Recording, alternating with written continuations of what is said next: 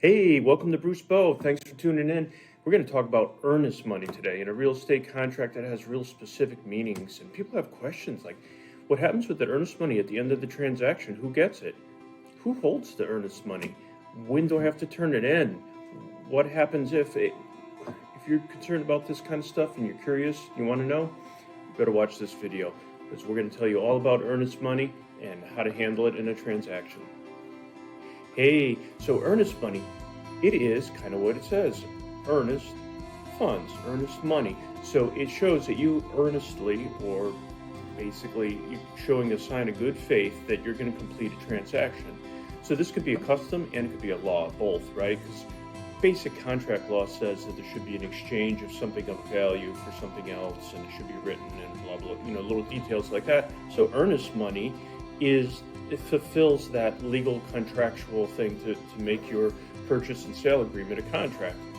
But it also, because you could do that with $1, right? Well, now they pretty much use $25 as that little placeholder. But it also shows that you're serious about buying the property. So what is customary here in North Atlanta area, Georgia, is approximately 1% of the purchase price of the house. So if it's a bigger transaction, the earnest money is going to be bigger proportionately. But it shows at least that you're willing to put some money forward and have some skin in the game.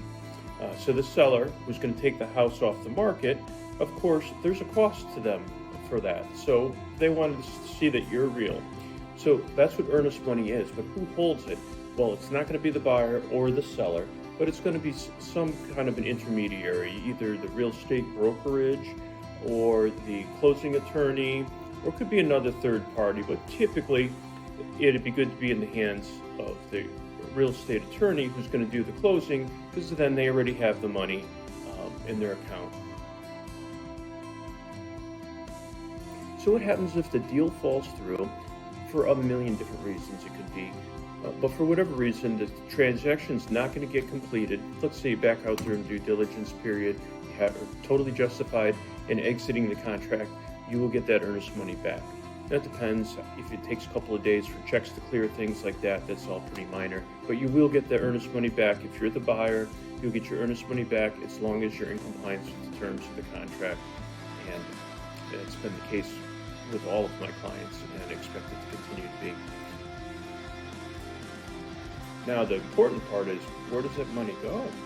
Well, at the end of the transaction, assuming you're the buyer, that money will get credited to the purchase price. So if you had $25,000 worth of that you had to pay at closing for down payment and closing costs and etc., and you had put a $5,000 earnest money down in the beginning, that $5,000 would get deducted, and it'd be $5,000 less that you'd have to bring to closing. So you don't lose anything. That money goes back to you as the buyer. But the only time the seller would get it is if you didn't perform under the contract, you didn't do the things you would promise to do in the purchase and sale agreement, then the seller might have some recourse to try and get at that earnest money as a penalty for you breaking the contract. Now, honestly, that very rarely happens.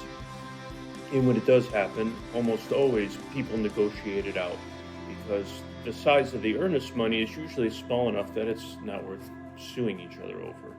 It's just enough to show that you're both serious, that you could take the house off the market and make it available exclusively to one buyer, and the buyer is going to say, well, look, here's some money, shows that I want to go forward with this transaction.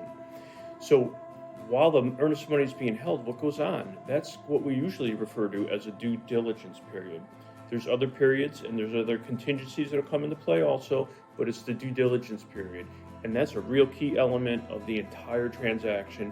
So if you don't know exactly what that is, you're going to definitely want to watch this due diligence video and find out what that is, what it means, and what you have to do to make sure that you're doing all the right stuff during the due diligence period. So thanks for tuning in. Give us a like, thumbs up, hit the bell to subscribe. We'd love to have you be part of our community. So thanks so much for watching.